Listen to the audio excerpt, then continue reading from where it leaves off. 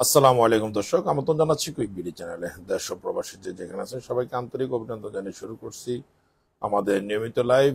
স্বল্প সময়ের জন্য আমি আপনাদের সাথে আছি দিদারুল আলম আরজু।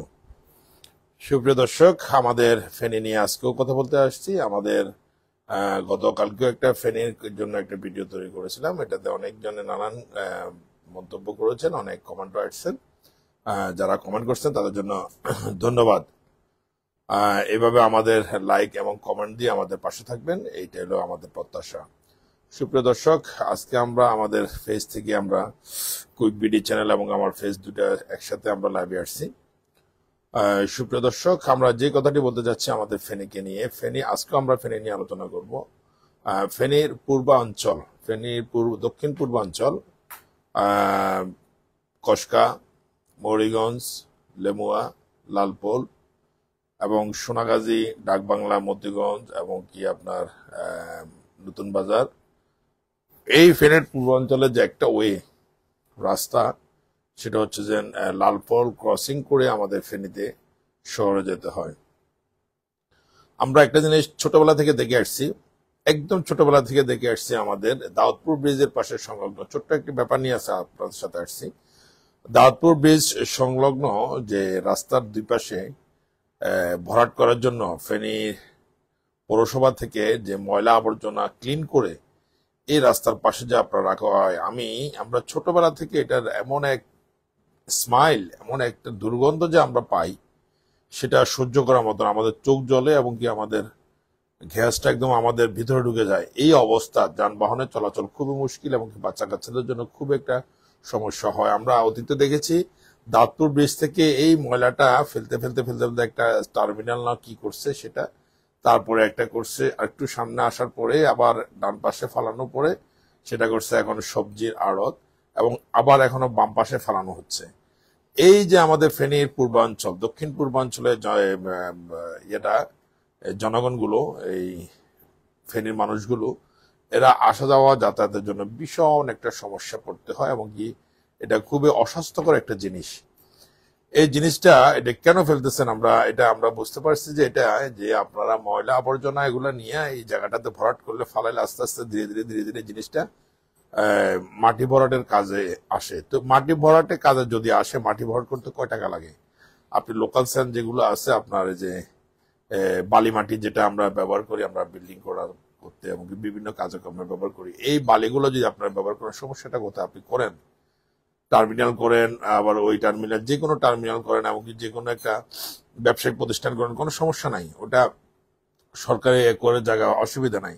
কিন্তু আপনাকে যে ময়লাটা আমরা যেই পয়েন্টটাতে আসছি, যে ময়লাটা আপনারা ফালাচ্ছেন, এই ময়লাটার যে স্মাইলটা, অস্বাস্থ্যকর যে জিনিসটা, এটা যে মানুষের জন্য কত যে একটা ক্ষতিকর। আজকে দীর্ঘ 40 থেকে 45 বছর আমরা এই জিনিসটা আমরা ছোটবেলা থেকে দেখে আসছি, এখনো একই অবস্থা আছে। আমি গত বাংলাদেশ লাস্ট সফরে আমি যাওয়ার পরে এটা দেখছি, এই স্মাইলটা মানে অসহ্যকর, মানে সহ্য করার মতো না, এরকম একটা অসহ্যকর স্মাইলটা আমরা ভোগ করতে হয়। এই জিনিসটাতে আপনারা যে জায়গাটা ভরাট করেন, যে এই জিনিসটাতে আপনারা ময়লাটা, আমরা ফেনী পৌরসভার যে ময়লা ডাস্টবিন পরিষ্কার করার জন্য আমি ফেনী পৌরসভাকেই আমি যথেষ্ট পরিমাণ দায়ী করবো। ফেনী পৌরসভা যারা আপনারা পৌর কর, যে ফেনী সিটি থেকে যেটা আদায় করেন, এই টাকাটা কোথায় যায়, কি করেন? আপনারা কোনো বাজেট পাস করছেন? অথবা আপনারা যে এই যে আয়কর, যেটা আয়টা ইনকাম করে, এটা কি আপনারা কখনো এগুলো দিচ্ছেন কোথাও? কাউকে দেন নাই। আমাদের সাথে একজন জুনাইদ খান সালাম আমাদের কারোর সাথে আসতে চাচ্ছে। আচ্ছা, যাই হোক, আমরা একটু পরে আমরা যাব। অনেকে আমাদের সাথে লাইভে আছেন। এই ফেনী পৌরসভার আপনারা যে ইকুইপমেন্ট গুলো সই নেই, এই ইকুইপমেন্ট গুলো আপনারা চেঞ্জ করতে হবে। আমরা প্রবাসে দেখেছি, বিশ্বের বিভিন্ন জায়গাতে দেখেছি যে ময়লা আবর্জনা পরিষ্কার করার জন্য প্রত্যেকটা দোকানের সামনে, প্রত্যেকটা হোটেলের সামনে, প্রত্যেকটা সবজি দোকানের সামনে, প্রত্যেকটা এই মুদি দোকানের সামনে, প্রত্যেকটা এই মাছ আড়ত, যে মাছ বাজারের সামনে একটা একটা ডাস্টবিন, মানে এটা মানে ফেনী পৌরসভা থেকে দিতে হয়, দেওয়ার সিস্টেম করুন। যদি সিস্টেম যদি আপনারা জানতে চান, আমরা পৌরসভাকে আমরা হেল্প করতে পারি কিভাবে। এখানে আমাদের আইডিয়া আছে, এখানে কিভাবে বলদিয়া, যেটা পৌরসভা বলি আমরা, এখানে আরবিতে বলে বলদিয়া। বলদিয়ার যে সিস্টেমটা আমাদেরকে একটা বাইন্ডিং করে দিছে যে আপনাকে আপনার গ্যারেজ, আপনি একটা গ্যারেজের যে আপনি একটু প্লাস্টিকের ড্রাম টু ময়লা তয়লা আবর্জনা কার্টন টাটন এগুলো সবগুলো ফালাবেন, আপনার জন্য প্রত্যেক মাসে 200 রিয়াল অথবা প্রত্যেক মাসে 100 রিয়াল একটা আপনার জন্য একটা ড্রাম বরাদ্দ করে দিয়ে দিল। সেটা প্রত্যেক 2 দিন পর পর আপনার যে দিনের পূর্বে ভরাট হবে, 2 দিন পর পর এটা জিনিসটা আপনাদের এখান থেকে ক্লিন করে ওরা নিয়ে যাবে। আসুন, এই ফেনীর ভিতরে যে সিটির ভিতরে যে সিটির যে ময়লা আবর্জনাগুলো আপনারা পরিবার করেন, এই গাড়িগুলো যাওয়ার সময় তাও একই অবস্থা, ভীষণ একটা মানে আপনার এমন একটা স্মাইলটা মনে হচ্ছে যেন আমাদের ভিতরে সব ঢুকে গেছে, এমনকি কাপড় চোপড়ে একদম ব্যাড স্মেল হয়ে গেছে। এই জিনিসটা কেন হয়? বা এখানে আমরা প্রবাসে তো আমরা দেখছি যেই আপনার বলদিয়ার যে পৌরসভার যে গাড়িটা যেটা কাজরা উঠাবেন, এটা এমন একটা সিস্টেম আপডেট ইকুইপমেন্ট আসছে, সেটা আপনারা অবশ্যই দেখতে পারবেন। অবশ্যই আমরা যদি এখানে ভিডিওতে সম্ভব যদি আমরা দেখাতাম, এই আপডেট যে ইকুইপমেন্ট যেটা, এটা এমন সিস্টেমে আপনার ময়লাটাকে আপনাকে এই ডাব্বা এভাবে উঠে নিবে, নিয়ে এভাবে পিছনে ফেলবে, ফালার পরে ভিতরে গাড়ির ভিতরে একটা মেশিন আছে, ওই মেশিনটা দিয়া এটাকে টান দিয়া নিয়ে যাবে এবং ভিতরে এমন একটা চাপ দিয়ে মানে এমন একটা সিস্টেমে ঢুকে দিবে, এটা থেকে আর কোনো রকমের স্মাইল আসবে না। মার্সিডিজ গাড়িগুলা,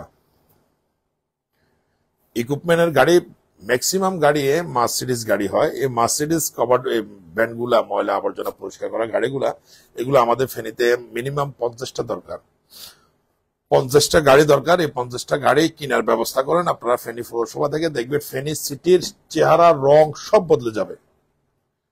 আমি যদি যারা আপনারা প্রবাসে আছেন, প্রবাসে যারা থাকেন, তারা আপনারা একটু চিন্তা করেন, আমাদের বাংলাদেশে, আমাদের ফেনীতে, বাংলাদেশে না, ফেনীতে না, শুধু বাংলাদেশে অনেক জায়গাতে আমরা দেখি এই যে ময়লা আবর্জনাগুলা যেভাবে উন্মুক্ত পরিবেশে যে আপনারা যেভাবে নিয়ে যাচ্ছেন, অথবা এখানে উপরে দেখতেছি কাক, বিভিন্ন রকম পাখি বসে খাদ্য খাচ্ছে আর উঠতেছে দেখা যাচ্ছে। অনেক সময় আমরা ভিডিও চিত্র দেখি। এটা ওপেন কেন হবে?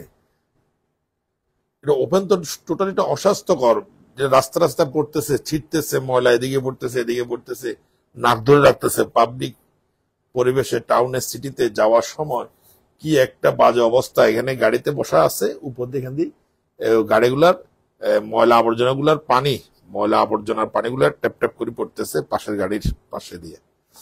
এটা কত বিশ্রী একটা জিনিস। এই গাড়িগুলো চেঞ্জ করতে হবে। আমাদের ফেনী পৌরসভার যে ড্রাম ট্রাক গুলো, ময়লা আবর্জনার ড্রাম ট্রাক গুলো, এগুলো চেঞ্জ করতে হবে। আমরা ফেনীবাসী সতর্ক হন, এবং ফেনীবাসীর পক্ষ থেকে ফেনীতে যারা পুরো সবাই যারা আছেন, পৌরসভার কর্মকর্তা যারা আছেন, তারা জিনিসটা, আমার ভিডিওটা তাদের কাছে একটু পৌঁছে দিবেন। এই জিনিসটা এমন একটা কভারমেন্ট থাকবে, এগুলা প্রবাসে আছে, আপডেট ইকুইপমেন্ট, এটা আপনার ময়লা জায়গা থেকে উঠাবে, বাস শেষ। এটার কেয়ার আপনি কিচ্ছু দেখবেন না, একদম মার্সিডিজ ব্র্যান্ড নিউ গাড়ির ভিতরে এটা ফিল আপ করে ফেলবে। এই ময়লাটাকে সিটির অদূরে এমন কোন একটা জায়গা আছে যেটা খাল অথবা হ্রদ অথবা ধরেন আপনার নর্দমা, অনেক বড় জিনিস, ওখানে আস্তে আস্তে ফেলে ফেলে ফেলে ফেলে ওটা ভরাট করবেন। আপনার সিটির পাশে একদম খুব নিকটেই আসছে, যাতে যেখানে মানুষের চলাচল, প্রতি সেকেন্ডে গাড়ির চলাচলের পাবলিক প্লেস, রাস্তার পাশে এই জিনিসটা আমাদের ফেনীর আজকে এতটাই বছর কেউ একটা ব্যক্তি, কোন একটা ফেনীর দক্ষিণ পূর্বাঞ্চল বলতেছি আমি, শুধু পূর্বাঞ্চল বললে হবে না, আমাদের ফেনী লালপোল টু ফেনী যে হাইওয়েটা, যেটা হাজারি কলেজের সামনে দিয়ে যে রাস্তাটা গেছে, এই রাস্তাটা যারা চলাচল করেন আজকে বিগত আমার বয়সে, আমি 43 বছর, আমি দেখতেছি এই জিনিসটা নিয়ে কেউ একটাবার কথা বলেন নাই। কেন বলেন নাই? এই জিনিসটা কত ক্ষতি। আপনি যাওয়া আসা পরে দৈনিক যদি 2বার যদি যাওয়া আসা পরে 2বার আপনি ব্যাড স্মেলটা আপনার হার্টে যাচ্ছে, আপনার শরীরের ক্ষতি হচ্ছে। এই জিনিসটা আজকে এতটি বছর এই ফেনী রাস্তার পাশে এই জিনিসগুলো এগুলো ফালাই আপনার এটার এই 1 মাস 1.5 মাস দিনকে একটা দিন এটা স্মেল বন্ধ তা না, প্রত্যেকদিন এটা স্মেল আছে। এই বিশাল প্রায় 1 কিলোমিটার জায়গা, মিনিমাম 1 কিলোমিটার জায়গা একটা মানুষ কতক্ষণ দম বন্ধ করে থাকবে? আমরা এমনও দেখেছি যাত্রীরা দম বন্ধ করে রাখছে, তাও পসিবল না। এই ফেনীর পাশে যে জায়গাটা, এটা থেকে আপনি যদি ভালো একটা ইকুইপমেন্ট নেন, 5টা 10টা 15টা আস্তে আস্তে নেন, নিয়ে ইকুইপমেন্ট গুলো দিয়া প্রথমে সিস্টেম করুন। প্রত্যেকটা দোকানের সামনে একটা পৌরসভার একটা স্লিপ ধরা দেন, এগ্রিমেন্ট করে নেন, মাসে 100 টাকা, মাসে 200 টাকা, মাসে 300 টাকা। ওরা নির্দিষ্ট ওই যে নিজের ডাস্টবিনটাতে ফেলবে ময়লাগুলা। ওই ডাস্টবিনের থেকে আপনারা প্রতি মেশিনের সামনে 2জনে নিয়ে আসবে। শুধু তিনজন লোক লাগবে, একজন ড্রাইভার থাকবে আর 2জন ময়লা উঠাবে। ময়লা উঠাতে কষ্ট হবে না। ডাস্টবিনটা আপনি টলি সিস্টেম, ওটা আইনা আপনি গাড়ির সাথে লাগাই দিবেন, গাড়ি আসতে এটা ভিতরে ফেলে দিবে, বস আবার ডাস্টবিনটা পূর্বের জায়গায় রেখে দিলেন।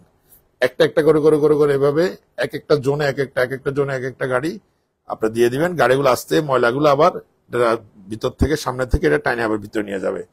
এমন একজন বক্স সিস্টেম গাড়িগুলা মার্সিডিজ করছে।